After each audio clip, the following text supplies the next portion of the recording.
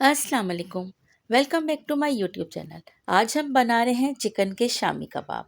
और शामी कबाब भी ऐसे कि जो खाएगा वो फ़र्क ही नहीं कर पाएगा कि ये बीफ में बने हैं या मटन में या चिकन में। ये इतने मज़ेदार और रेशेदार से बन के रेडी होते हैं।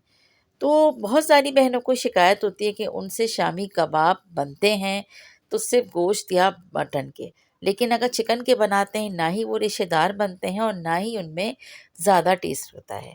तो इस रेसिपी के साथ अगर आप लोग एक दफ़ा शामी कबाब ट्राई करेंगे तो ये रेशेदार भी होंगे और लजीज भी इतने कि बस खाने वाला इसे खा के ज़रूर तारीफ़ करेगा।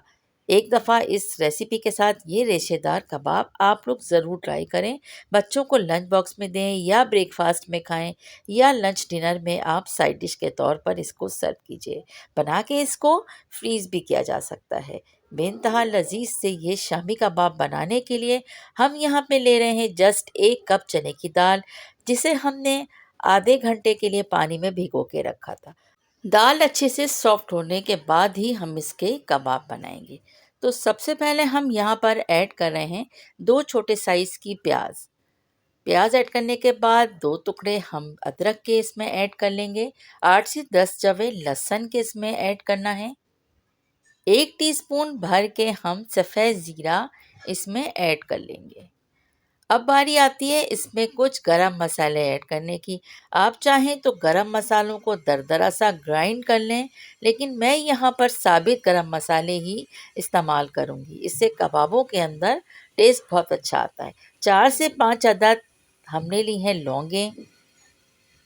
इसके बाद हम लेंगे बड़ी इलायची। तो बड़ी इलायची को हमने खोला है और इसके दानों को बस हम यहाँ पर ऐड करेंगे। 2 अदद बड़ी इलायची के दानों को हम दाल में ऐड कर लेंगे।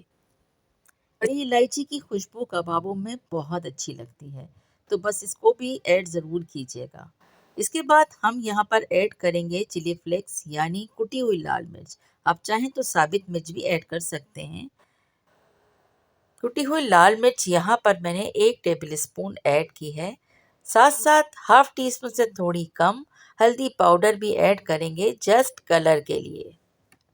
काली मिर्च हमने ऐड किया है 10 से 12 अदद। ये तो हो गए वो तमाम गरम मसाले जो हमने कबाब में ऐड किए थे। 1 टुकड़ा दालचीनी का भी ऐड करेंगे।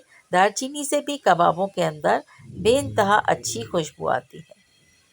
गरम मसाले ऐड करने के बाद अब बारी आती है इसमें पानी ऐड करने की। तो पानी यहाँ पर तकरीबन 1.5 कप के करीब मैंने ऐड किया था। उसके बाद लो हीट पर दाल को हमने गलाने के लिए रख देना है।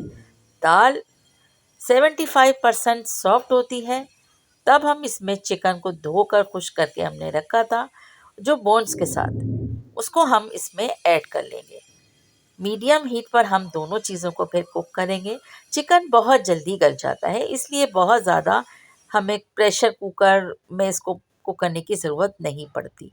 बस इसी तरह हमने इसको कुक करना है। दाल और चिकन अच्छी तरह से कुक हो जाते हैं, तमाम पानी को ड्राई कर लेना है। इसके बाद एक दफ़ा चेक करेंगे कि दोनों चीज़ों को हमने कुक करने के बाद इसे चेक किया तो देखिए दाल भी सॉफ्ट हो चुकी है, लेकिन थोड़ा सा पानी नज़र आ रहा है। पानी को सॉफ्ट किया और उसके बाद उसे एक स्पून से या मैशर से इसको अच्छे से मैश कर लेना है। अदरक के जो टुकड़े हमें नज़र आएंगे उसको भी नाइफ से बारीक कट करके ऐड कर लेना है। और जो गरम मसाले अगर आपने साबित ऐड किए हैं, आप चाहें तो अलग से हावन दस्ता में कूट कर ऐड कर लें। साथ साथ हरी मिर्च, हरा धनिया और एक दरमियानी साइज़ की प्याज को चॉप करके इसमें ऐड कर लेंगे, जिससे कबाब बेइंतहा लजीज और जूसी बन के रेडी होंगे। अब आप देखिए कितना ये ज़बरदस्त रेशेदार सा कबाब का मसाला बन के रेडी हुआ है। कबाब की टिक्कियाँ बनाएंगे। आप अपनी मर्ज़ी के मुताबिक कबाब का साइज़ बना सकते हैं। इस तरह से इस स्टेज पर इसको फ्रीज़ किया जा सकता है। इसके बाद मैं आपको थोड़े से कबाब को फ्राई करके भी दिखाती हूँ। बिना अंडे के, बिना कॉर्नफ्लोर के ये कबाब बिल्कुल भी ना टूटते हैं ना बिखरते हैं, बल्कि बहुत ही अच्छी सी इनकी बाइंडिंग होती है और बहुत मज़ेदार से बनते हैं।